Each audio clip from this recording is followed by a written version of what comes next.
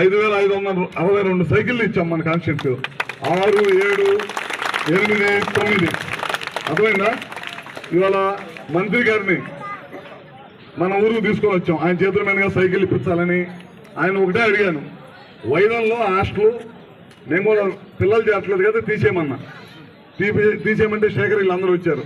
అన్న ఎప్పటి నుంచో ఉంది హాస్టల్, ఇవాళ తీసేస్తే మాకు చెడపేరు వచ్చింది. నేను అన్నాను హాస్టల్లో పిల్ల లేకుండా పిల్లల్ని చేర్పించకుండా చెడపేరు వచ్చిందంటే ఉపయోగం ఉంది, మీరు పిల్లల్ని చేరుస్తాను గట్టి మాటిస్తే చెప్తానన్నా అని మంత్రి గారి దగ్గర పోయా. మంత్రి గారు మీ హాస్టల్కి రిపేర్ ఎంత అవుతుంది అన్నాడు. రిపేర్ మొదలు పెడతామని తెలియదు అన్నాడు. ఎంతైనా ఇస్తాను ముందు హాస్టల్ కట్టిస్తాను. ఫస్ట్ 50 లక్షలు రిలీజ్ చేశారు అడగడానికి.